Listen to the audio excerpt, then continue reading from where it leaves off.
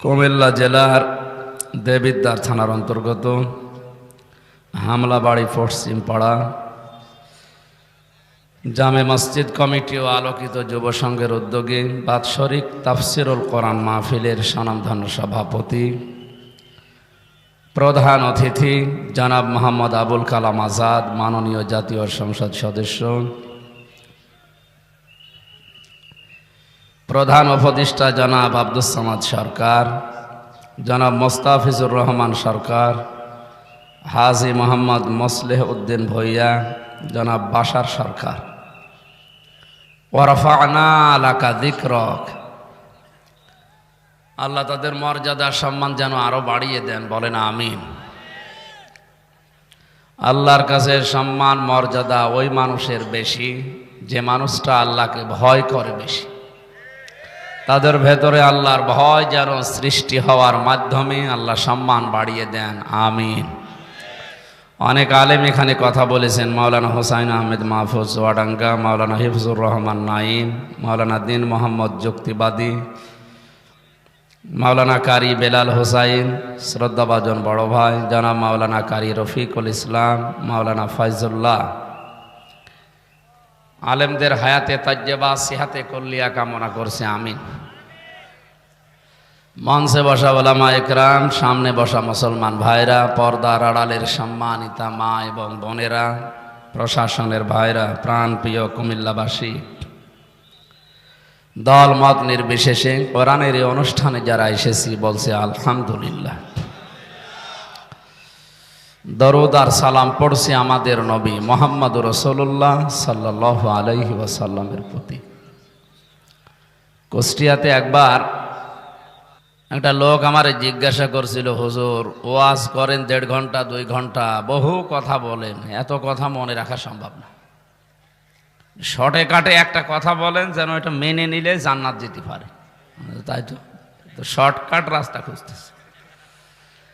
কোরআন শরীফ খুঁজতে আরম্ভ করলাম যে শর্টে কাটে জান্নাত আছে কিনা দেখি। এই আয়াতটা অন্তত আমার নজরে একটু ধরা পড়েছে। আমি দেখলাম এই আয়াতে আল্লাহ যা দিয়েছে, একটা কাজ যদি দুনিয়ায় কেউ করে সে জান্নাতি। আমার আজকের আলোচনার বিষয় একটি কাজে জান্নাতি। আমরা জান্নাত যেতে চাই না?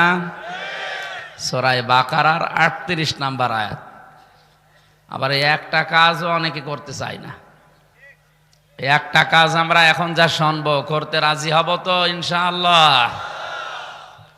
কোরআন কি করে মানুষের কাছে উপস্থাপন করা লাগে এটা আল্লাহ আমাদের শিখিয়েছেন। আমরা আল্লাহর ওই ধরনটা সামনে নিয়ে আসি, এরপরে তাফসীরে প্রবেশ করবো ইনশাআল্লাহ। আল্লাহ রাব্বুল আলামিন বলেন, কিতাবুন উনজিলা ইলাইকা ফালা ইয়াকুম ফি সাদরিকা হারাজাম মিনহু লিতুনযিরা বিহি ওয়া যিকরা লিল মুমিনিন।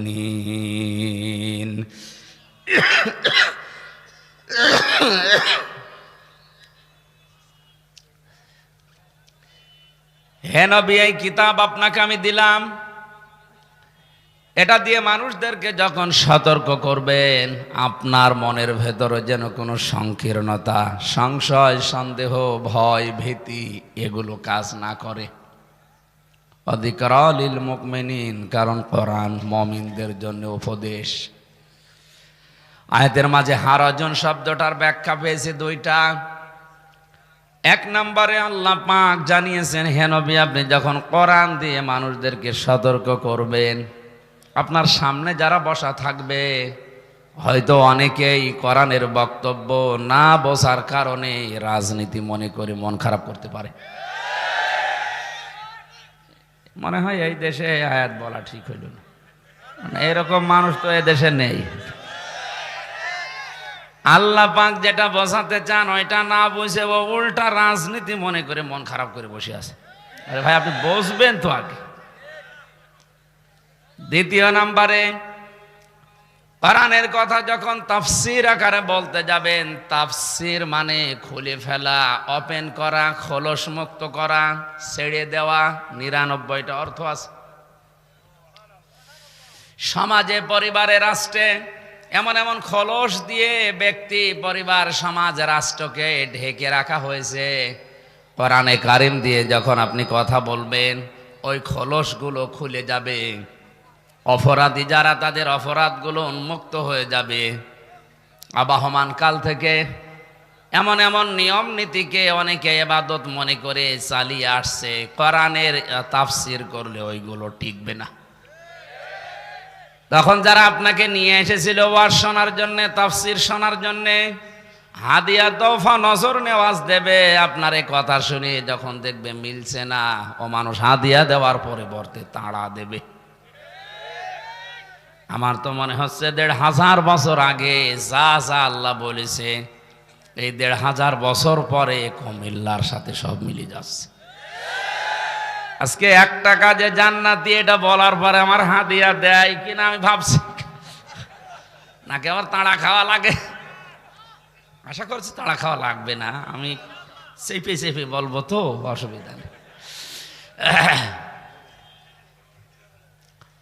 কোরআনে কারীম জানিয়েছে, ওয়াইযা কিলা লাহুম তাআলাউ ইলা মা আনজালাল্লাহু ওয়া ইলার রাসূলি ক্বালু হাসবুনা মা ওয়াজাদনা আলাইহি আবাউনা আওয়ালাউ কানা আবাউহুম লা ইয়ালামুনা শাইআন ওয়া লা ইয়াহতাদুন। সূরা মায়েদা ৭ নম্বর পারার ৪ নম্বর পৃষ্ঠার ১ম নম্বর লাইনের ১০৪ নম্বর আয়াতে আছে। এটা তাফসিরে ফি জিলালিল কোরআনে পাবেন। হে নবী, আপনি যখন ওদেরকে বলবেন আসো আল্লাহর বিধানের দিকে, রাসূলের আদর্শের দিকে, তখন অনেক মানুষ আছে এমন কথাও বলবে, হাসবুনা মা ওয়াজাদনা আলাইহি আবানা, আপনার এই কথা লাগবে না, আমরা আমাদের বাপ দাদা, পূর্বপুরুষ, মুরব্বী, পীর সাহেব, এদের কাছে যা পেয়েছি ওইটাই আমাদের জন্য জান্নাতে যাবার যথেষ্ট। এরকম কথা এই বাংলাদেশ, ভারতে অনেকে বলে। আপনি কোরআন দিয়ে বোঝাবেন, বলবেন না আমার বাবা বলেছে। বছরে তো প্রায় ৩৩-৩৪টা আমার এই ছোট নজরে ধরা পড়েছে এই বাংলাদেশ আর ভারতে। তার ভেতরে একটা হচ্ছে জিকির। ওয়ালিল্লাহিল আসমাউল হুসনা ফাদউহু বিহা ওয়া যারুল্লাযীনা ইউলহিদুনা ফি আসমাই। এই খেয়াল করে শুনবেন। আর এখানে দাঁড়িয়ে আছেন কি? এই ছেলে বসো।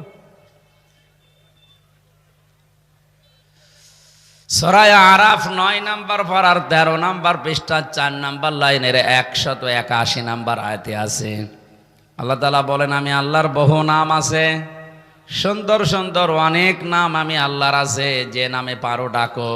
কিন্তু সাবধান, যারা এলহাদ করে, যারা আরবি গ্রামার বোঝে, আরবি শব্দের অর্থ বোঝে, বলেন এলহাদ শব্দের শাব্দিক অর্থ হচ্ছে উলট পালট করা।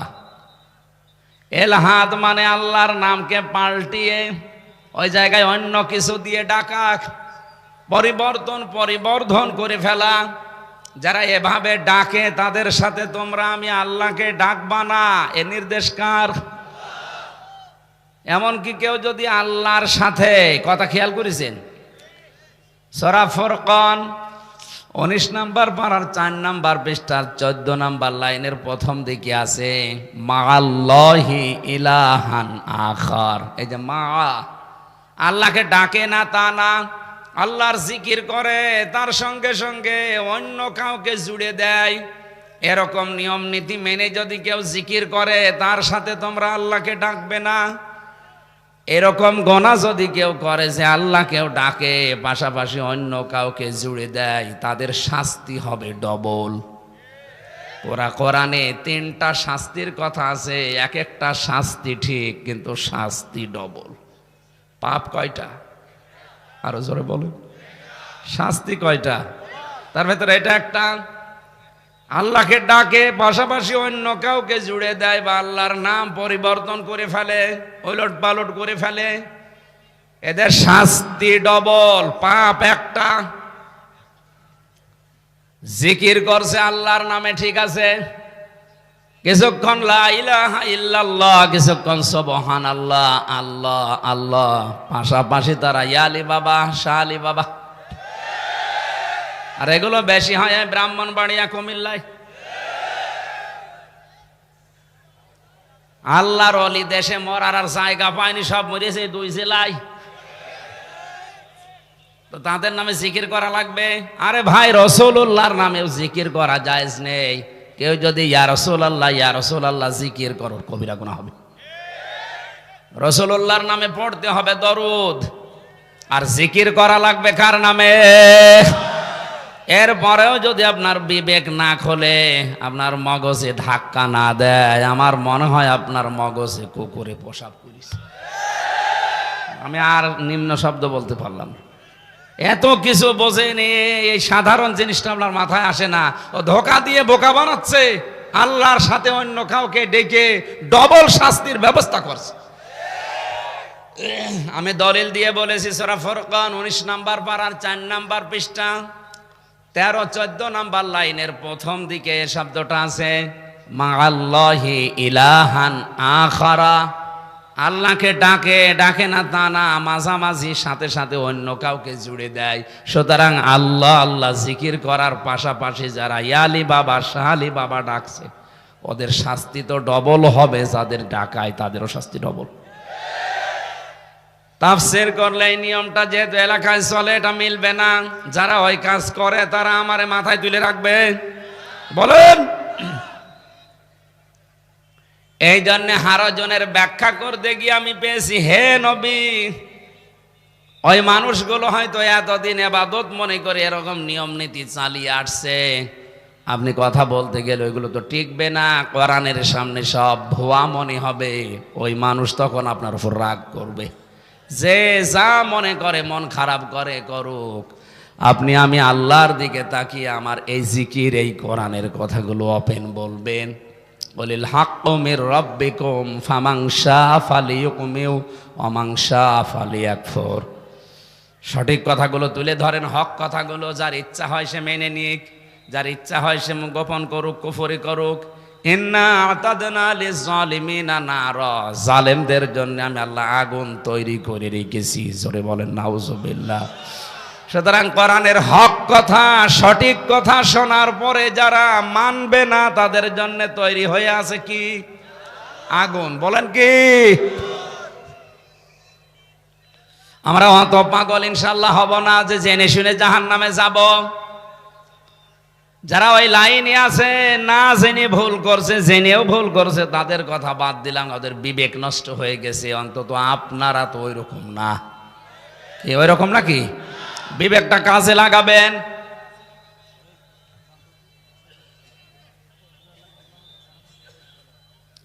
আমি একটা হাদিস বলছি, কয়েক মিনিটের ভেতরে খুব ভালো করে ওয়াজের ভেতরে শেষ হয়ে যাবে ইনশাআল্লাহ। মানিত্তাবাআল হুদা বিগাইরিল কোরআন আদাল্লাহুল্লাহ।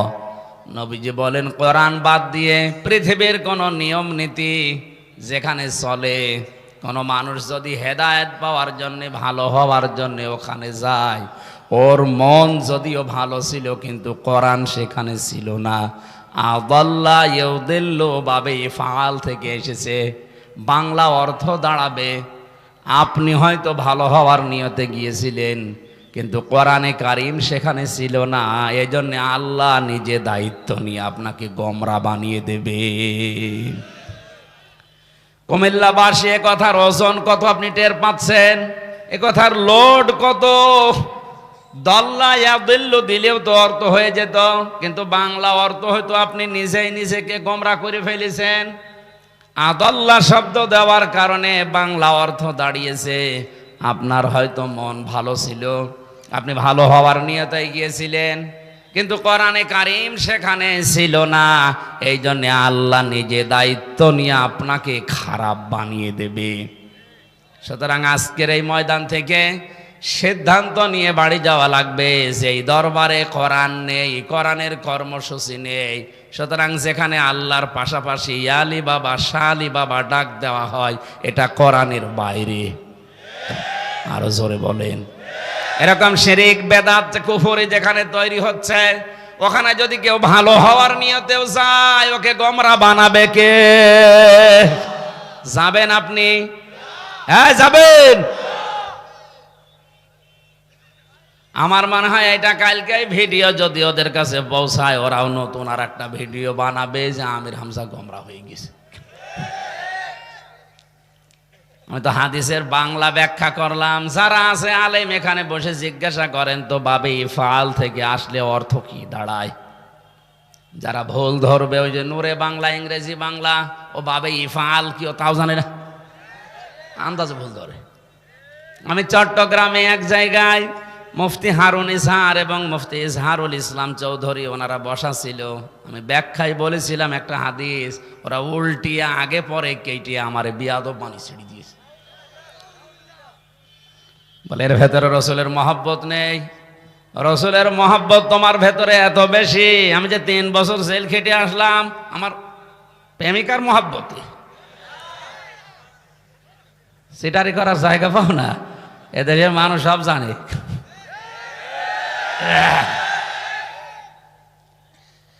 সিদ্ধান্ত যারা এই ময়দানে নিয়েই ফেলেছেন, কোরআন যেখানে নেই ওখানে আমি আর যাব না, গেলে আমাকে খারাপ বানাবে কে? এই মাহফিল তো হয়ে গেছে, তাহলে মোনাজাত করে দি না, মানে কোরআন নেই ওই রকম দলে আমি যাব না, ওই দল করলে আমাকে গোমরা বানাবে কে? কোরআন নেই এমন দরবারে, এমন মাজারে, এমন পীরের কাছে আমি যাব না, ওখানে গেলে আমাকে গোমরা বানাবে কে? এরকম সহজ ভাষায় বলার পরও ওর মাথায় ঢোকে না। এত কঠিন কঠিন জিনিস বোঝেন আর এটা বোঝেন না। আপনি যাতে মাতাল তালে ঠিক হয়ে বসে আছে। জিএমটিটির সদস্য এই লোকটা, আল্লাহ আমাদের হেফাজত করুন, বলেন আমিন। ইত্তাবিউ মা উনজিলা ইলাইকুম মির রাব্বিকুম ওয়ালা তাত্তাবিউ মিন দুনিহি আউলিয়া কলিলাম মা তাযাক্কারুন। আল্লাহ পাক বলেন তোমরা সবাই মিলে অনুসরণ করো তোমাদের রবের পক্ষ থেকে যেটা তোমাদের উপরে নাজিল হয়েছে। আমাদের অনুসরণ করা লাগবে সবাই মিলে। কোনটা? আরো জোরে বলেন। কোরআনের 19টা প্রধান নাম আমি 55টার উপরে পেয়েছি, সামারাইজ করে 19টা।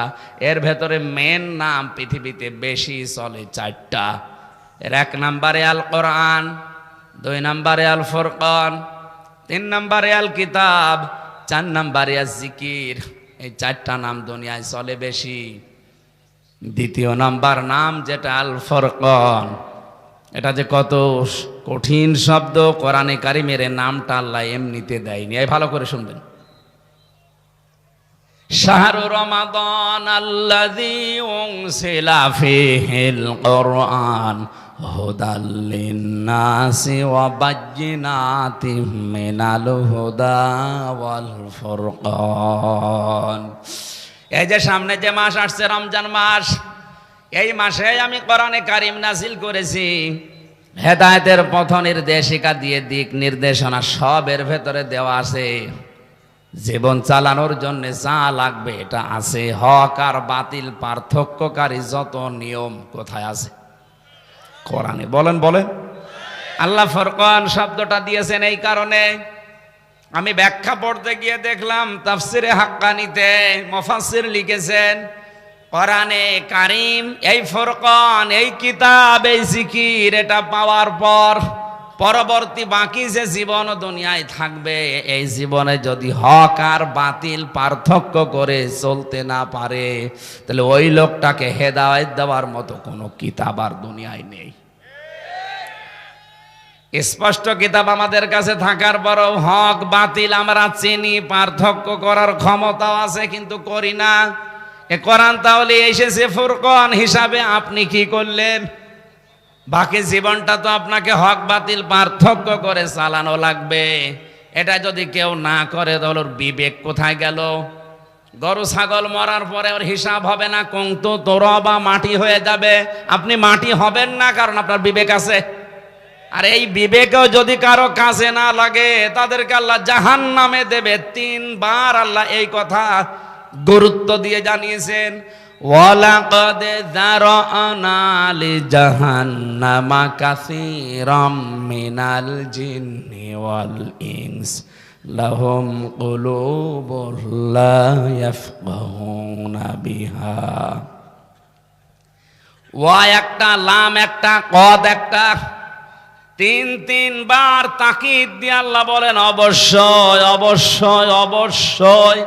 অধিকাংশ মানুষ আর জিন জাহান্নামে যাবে, এই কারণেই তারা তৈরি হয়েছে। যেহেতু কাসির বহু বচন আল্লাহ দিয়েছেন, অধিকাংশ মানুষ আর জিন জাহান্নামে যাবে, কথা কার? তাহলে আমাদের দোষ কি?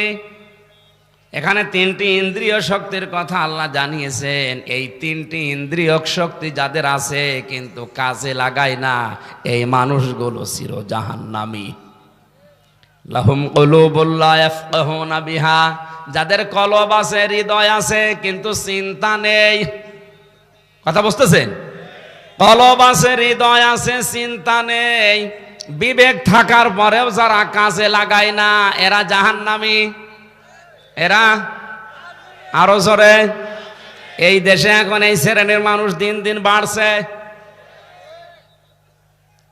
আর আমাদের ভেতরে ওই যে ধারণা বদ্ধমূল হয়ে আছে, কালেমা যখন পড়েছি জান্নাত একদিন যাব, সুতরাং কোরআন অস্বীকার করলেও অসুবিধা নেই। একটু ভালো করে শুনবেন এই কথাটা। দুনিয়াতে যে কোনো জিনিস আছে, যত ইবাদত আছে, ওই ইবাদত ভেঙে যাওয়ার কিছু কিছু পদ্ধতি আছে। কথা বুঝতেছেন? অজু করলে অজু ভেঙে যায় কয় কারণে? 7 কারণে। 7টা কারণে অজু ভেঙে যায়। 7টার ভেতরে একটাও যদি কেউ করে তার অজু আর থাকবে? এটা বোঝেন তো? নামাজ ভেঙে যায় 19টা কারণে। কয় কারণে? এই 19টার একটাও যদি পাওয়া যায়, নামাজ যত সুন্দর করে পড়েন নামাজ হবে? নামাজ শেষ। যদি বলেন 19টার 18টা করেছি, একটা একটু ঝামেলা, আমার অন্তত 18টা সওয়াব দেন, একটা হবে? এটা যেমন সহজে বুঝলেন, যত ইবাদত আছে দুনিয়ায় সবগুলো ভাঙার কিছু কিছু কারণ আছে। হজ ভাঙার কারণ আছে, রোজা ভাঙার কারণ আছে। এই কথা বলা লাগবে।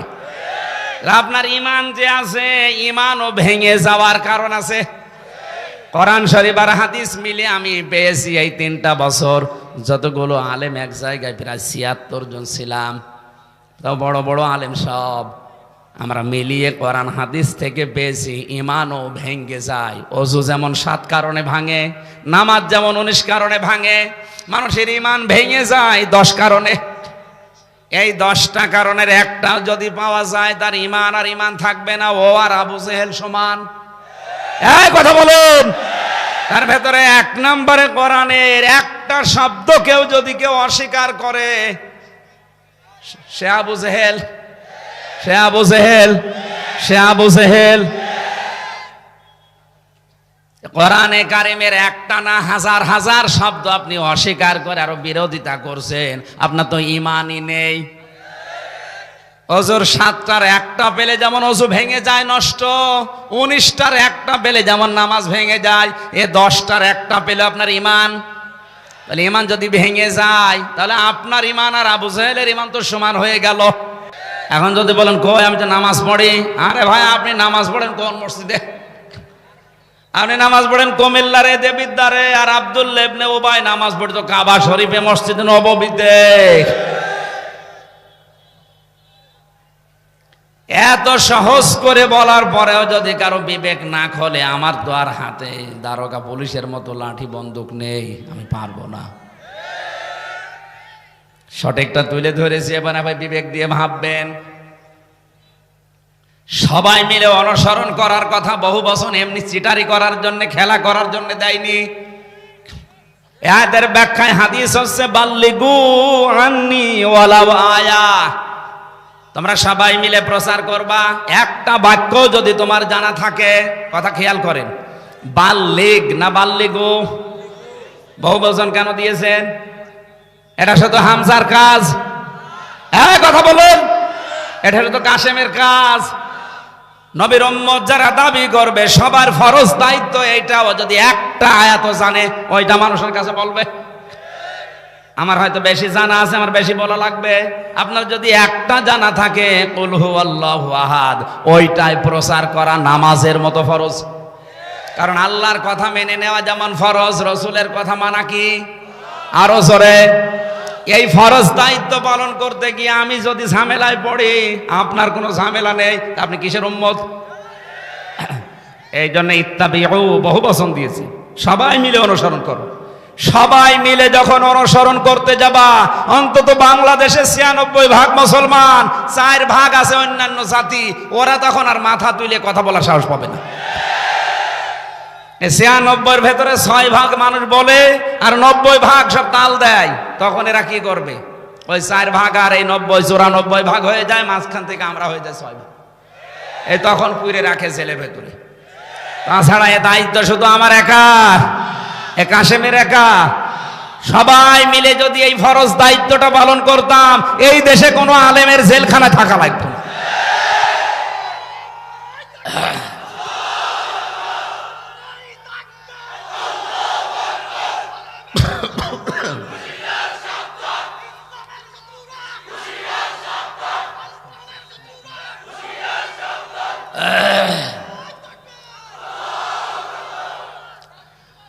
আমাদের রবের পক্ষ থেকে যেটা নাজিল হয়েছে তার নাম যেহেতু ফুরকান, কোরআন, সবাই মিলে অনুসরণ করার হুকুম দিয়েছেন ওই আল্লাহ।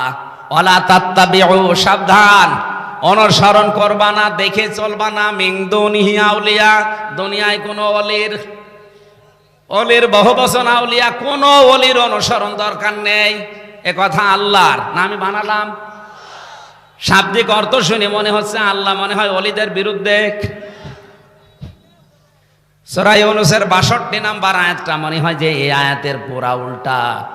আলা ইন্না আউলিয়া আল্লাহি লা খাউফুন আলাইহিম ওয়ালা হুম ইয়াহজানুন।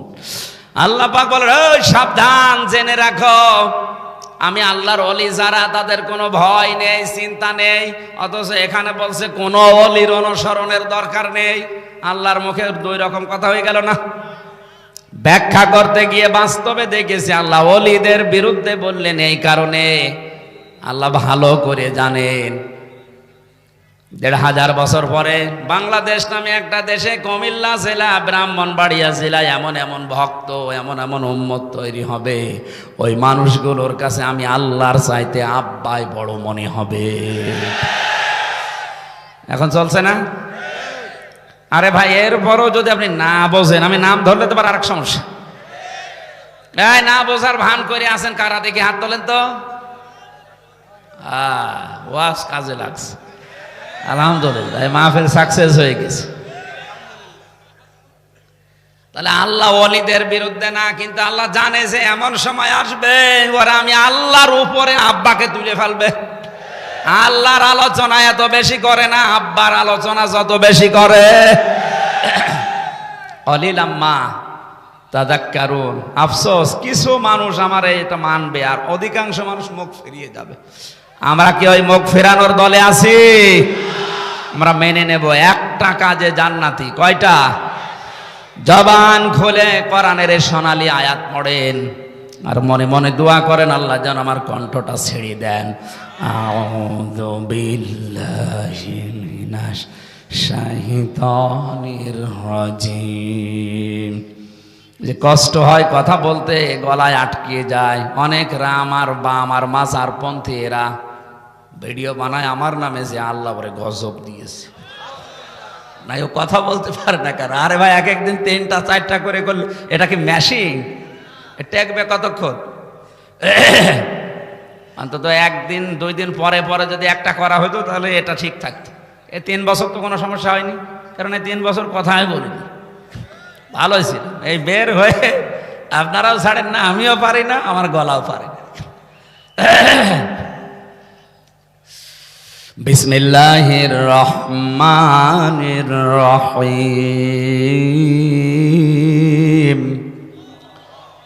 قُلْنَا اهْبِطُوا مِنْهَا جَمِيعًا। আল্লাহ পাক বলেন, তোমরা সবাই মিলে এখান থেকে নেমে যাও। হযরতে আদম, হাওয়া এবং শয়তানকে আল্লাহ ওই সময় নামিয়েছেন তিনজন, কিন্তু শব্দ দিয়েছে বহু বচন, ইহবিতু জামিআ, সবাই মিলে নেমে যাও। তো সবাই কারা? মানুষ তো মাত্র দুইজন আর শয়তান মিলে তিনজন। তাফসিরে মারিফুল কোরআনে আল্লামা শফি রহমাতুল্লাহ আলাইহি লিখেছেন, এই ইহবিতু বহু বচন, জামিআ বহু বচন এই কারণে, যে সময় হযরতে হাওয়া এবং আদমকে আল্লাহ নামিয়ে দেন, তাদের পৃষ্ঠদেশে তাদের লক্ষ লক্ষ সন্তানকে আল্লাহ নামিয়েছেন, তার ভেতরে আমরাও আছি। কথা বুঝতেছেন? তাহলে জামিয়ার ভেতরে কারা আছে? আমরা। হযরতে আদম এবং হাওয়া দুনিয়ার দুই প্রান্তে পড়ার পরে আফসোস করছিলেন, আশঙ্কা করছিলেন, আল্লাহ আমি নেমে পড়লাম আমার স্ত্রী আর এক জায়গায়, কি হবে আমাদের? ফাইম্মা ইয়াতিয়ান্নাকুম মিন্নি হুদা। আল্লাহ পাক বলেন, দুঃখ আফসোস চিন্তা করা লাগবে না, যোগে যোগে আমি আল্লাহর পক্ষ থেকে পথ নির্দেশিকা তোমাদের কাছে যাবে। ফামান তাবিআ হুদায়া, আমার ওই পথ নির্দেশিকা যারা মেনে চলবে, ফালা খাউফুন আলাইহিম ওয়ালা হুম ইয়াহজানুন, তাদের কোনো ভয় নেই, চিন্তাও নেই, যেখান থেকে নামিয়ে দিলাম আবার এই বাড়িতে তোমাদের ফিরিয়ে দেব। তাহলে আমাদের যে জায়গা বাবার বাড়ি, আমাদের বাবার বাড়ি কোনটা? আরো জোরে। আমাদের ওই বাবার বাড়িতে ফিরে যাওয়া লাগবে। যাওয়ার জন্য একটা মাত্র কাজ দিয়েছেন আল্লাহ। ওই কাজটা যদি এই সামান্য 50-60-70 বছরে করতে পারি, যেখান থেকে এসেছি, আল্লাহর বিধান, আল্লাহর ওয়াদা তিনি অবশ্যই পূরণ করবেন, ওখানে আবার ফেরত দিয়ে দেবেন। হযরত আদম আলাইহিস সালামকে জান্নাতের ভেতরে আল্লাহ নির্দেশ দিয়েছিলেন, কুলনা ইয়া আদম উসকুন আনতা ওয়া যাওজুকাল জান্নাতা ওয়া কুলা মিনহা রাগাদান হাইসু শি'তুমা ওয়া লা তাকরাবা হাযিহিশ শাজারাতা ফাতাকুনা মিনাজ জালিমিন। খুব ভালো করে খেয়াল করেন যারা বিবাহিত। আল্লাহ পাক বলেন, কুলনা, এবং আমরা বললাম, ইয়া আদম, হে আদম, উসকুন, বসবাস করো, আনতা, তুমি নিজে, ওয়া যাওজুকাল জান্নাতা, এবং তোমার স্ত্রী এই জান্নাতে। হযরতে আদম এবং হাওয়াকে আমার আল্লাহ বিবাহ দিয়েছিলেন, বিবাহের পরে যেখানে থাকতে দিয়েছিলেন ওই জায়গাটার নাম জান্নাত। জায়গার নাম কি? এ তাফসিরে পেয়েছি আমি, হযরতে আদম আলাইহিস সালাম সব কিছু জান্নাতে ছিল, শুধু স্ত্রী ছিল না, এই জন্য তার মনের ভেতরে আনন্দ ছিল না, মন খারাপ মাঝে মাঝে। আল্লাহ পাক মনের অবস্থা বোঝার কারণে বাম পাজরের হাড় বের করে একটা মানুষ বানিয়ে তার সামনে রেখেছিলেন, হাওয়া। দুনিয়ায় 4 জন মহিলাকে আল্লাহ সব চাইতে সুন্দরী করে বানিয়েছেন, তার ভেতরে হাওয়া 1 নাম্বার। 2 নম্বরে হযরতে ইব্রাহিম নবীর প্রথম স্ত্রী বিবি সারা, 3 নম্বরে বিলকিস, 4 নম্বরে হযরত ইউসুফ আলাইহিস সালামের স্ত্রী জুলাইখা। এত সুন্দর করে তাদেরকে বানিয়েছেন, কিয়ামতের আগে এত সুন্দরী মানুষকে আল্লাহর বানাবেন না। মহিলাদের ভেতরে, পুরুষদের ভেতরে 2 জনের নাম পেয়েছি। 1 নম্বরে আমাদের নবী মুহাম্মদুর রাসূলুল্লাহ, 2 নম্বরে হযরতে ইউসুফ আলাইহিস সালাম। এত সুন্দর চেহারা তাদেরকে আল্লাহ দিয়েছিলেন, তাদের চেহারা দেখে মানুষ ফল কাটতে যে আঙ্গুল কেটে ফেলতো। তাহলে নারীদের ভেতরে যে 4 জনের নাম বললাম, প্রথম নাম্বারে হযরতে হাওয়া। আমার মনে হয় পরিমণি যদি উল্টা পাল্টা পোশাক পরে এখন এই রাস্তা দিয়ে যায়, কারণ জেলখানায় তো দেখেছি ওরা যদিও এক জায়গায় আমার রাখে না, অনেকে মনে করতো এক জায়গায় রেখেছে, এক জায়গায় না, মানে ওদের 3 নাম্বারে, আমার 4 নাম্বারে। এই যে কোর্টে যাওয়ার সময় এই দেখা হইতো মাঝে মাঝে, ওই স্টাইল এখনো কমেনি, ওইভাবে চলাফেরা করে। তো যদি পোশাক আশাক উলট পালট পরে আমার মনে হয় এই মাহফিলের সামনে দিয়ে এখন যাই, আর আমি যদি পর্দার ওয়াজ করি অনেকে বলবো হুজুর পরে তওবা করে নেব, আগে কাজ করি। এ আর কি, এর চাইতে কোটি গুণে সুন্দর ছিল হযরতে হাওয়া। আদম আলাইহিস সালাম দেখার পরে তিনি ধরতে গিয়েছেন, আল্লাহ পাক বলেন ধরাও যাবে না, তাকানো যাবে না। হযরতে আদম ওই সময় জিজ্ঞাসা করেছেন, আল্লাহ ধরা যাবে তাকানো যাবে, কি করলে আপনি সেই বুদ্ধি দেন? ঠিক আছে, বুদ্ধি একটা আছে, বিয়ে করা লাগবে। বলছে আমি রাজি। রাজি হলে হবে না, বিয়ে করতে হলে মোহর দেওয়া লাগে। বলে কোথায় পাবো? আমার আখেরি নবী মুহাম্মদুর রাসূলুল্লাহর নামে 10 বার দরুদ শরীফ পড়ো, এইটাই দেন মোহর হিসাবে আমি ধরে নিলাম। তারপরও দেন মোহর দেওয়া লেগেছে। আর এখন অনেকে মাফ চেয়ে নেয়। এখানে অনেক আল্লাহর ওলি বসে আছে, আজ পর্যন্ত দেন মোহর দেয়নি, এমনকি বাসর রাতে বলছে মাফ করে দাও। না, মাফ চাইলেও হবে না, আপনাকে দেওয়া লাগবে।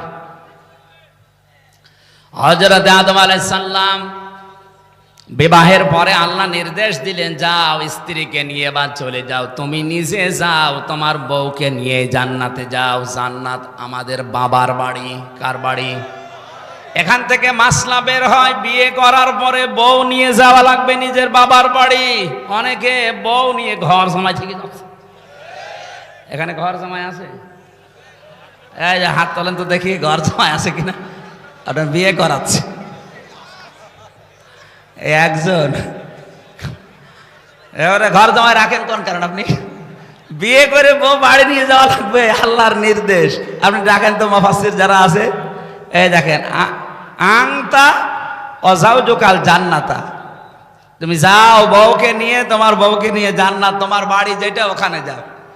বউ নিয়ে বাপের বাড়ি যাওয়া লাগবে, আর ও নিজে সহ থেকে যাচ্ছে। এখানে যে শব্দটা ব্যাখ্যা করার জন্য আয়াতটা পড়লাম, তাকান, দ্বিতীয় শব্দ হচ্ছে ওয়াকুলা। জান্নাতে যাবার পরে, বাবার বাড়িতে যাবার পরে কি করবা? ওয়াকুলা মিনহা, সেখান থেকে তোমরা দুইজনেই খাবে। এই যে নারী অধিকারের নাম নিয়ে আজ 13টা সংগঠন বাংলাদেশে কাজ করছে। নারী স্বাধীনতা আন্দোলন, নারী পরিষদ, বিপ্লব পরিষদ, নারী মুক্তি পরিষদ, কত নাম দিয়ে ওরা নারীর অধিকার চায়। 1500 বছর আগে কোরআনে কারিমে আল্লাহ নারীদের অধিকার সমান সমান করে দিয়েছেন। হ্যাঁ, এখানে আলেম নেই?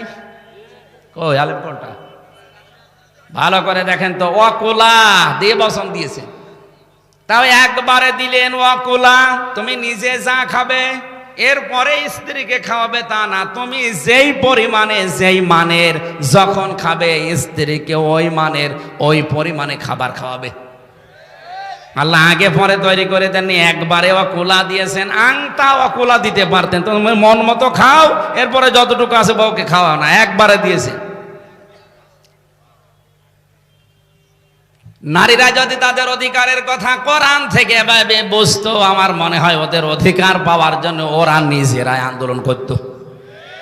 ওদেরকে উল্টা পাল্টা বুঝিয়ে নবীর বিরুদ্ধে, ইসলামের বিরুদ্ধে রাম আর বামরা ফুলিয়ে ফাঁপিয়ে তুলে বেপরদা করে রাস্তায় ফেলে দিয়ে নিজেরাই এখন ভোগ করছে। যশোরে এক মাহফিলে, ওই যে পালবাড়ি মোড়ে, তখন 13 সাল 14 সালের দিকে বিশ্ববিদ্যালয়ে, তখন আমি 3rd ইয়ারে পড়ি। মাহফিল করার জন্য তখন বেশিরভাগ বাসে যেতাম, মোটর সাইকেলে। বাসে যে নামলাম, দেখে একটা মিছিল আসতেছে ইফটিজিং এর বিরুদ্ধে, ডাইরেক্ট অ্যাকশন। চিন্তা করলাম পুলিশ তো অবশ্যই আছে আশপাশে, এ মিছিল থেকে যদি আলটাপাল্টা ধরে, আমার যে পোশাক, আবার না জানি কোন সালের অপরাধী বলে চালিয়ে দেয়। পাশে ঢুকলাম এক চার দোকানে, দেখি 2 জন পুলিশ চা খাচ্ছে। আরে ভাই, আপনার ভয় আসলাম আর আপনি আমার সামনে। হুজুর আপনার একটা কথা বলি। বলেন। এই যে মিছিল আসছে যশোর MM কলেজের মেয়েরা, অনার্স মাস্টার্সে পড়ে, সামনের ব্যানার ধরে আছে যেই কয়েকজন মেয়ে, অধিকাংশগুলো 22 বছর 23 বছর বয়স, বুকে কোনো ওড়না নেই, স্কিন টাইট প্যান্ট পরা, গেঞ্জি পরা, এক হাত দিয়ে ব্যানার ধরেছে আর এক হাত দিয়ে বলছে ইফটেজিং এর বিরুদ্ধে ডাইরেক্ট অ্যাকশন। বলেন 22-25 বছরের যুবতী মেয়ে শুধু গেঞ্জি যদি গায়ে দিয়ে ইফটেজিং এর বিরুদ্ধে ডাইরেক্ট অ্যাকশন বলে, অবশ্যই পুলিশের নজরের দিকে যাবে না। পুলিশ তো এই দৃশ্য দেখে আমারে বলছে, হুজুর আমারে পাহারা দেওয়ার জন্য সরকার দায়িত্ব দিয়েছে, যেন এখানে কোনো ঝামেলা না হয়। অথচ যে জিনিস আমি দেখছি মনে হচ্ছে ইফটেজিং আমি আগে করি। আরো আগে তুলতে পারতেন, মাগরিবের পরে উঠলে তো ভালো হতো। আল্লাহুম্মা আমিন। রব্বানা আতিনা ফিদ দুনিয়া হাসানা ওয়া ফিল আখিরাতি হাসানা ওয়া কিনা আযাবান নার। আল্লাহ, বড় আশা নিয়ে তোমার বান্দা বান্দিরা এসেছিল, আমার শরীরও সাপোর্ট দেয় না, সময়ও কভার করে না। চারিদিকে তাকিয়ে তোমার বান্দাদের আফসোস তুমি মিটিয়ে দিও। আগামীতে এই মাহফিলটা কোরআনের জন্য বিশাল আকারে তুমি কবুল করে নাও। আল্লাহ, তুমি জেলখানা থেকে যখন মুক্ত করে দিয়েছো, আমার কণ্ঠটা তুমি আগের মতো বানিয়ে দাও। বারাকাল্লাহু লানা ওয়া লাকুম ফিল কোরআনিল আযীম। আলহামদুলিল্লাহি রাব্বিল আলামিন।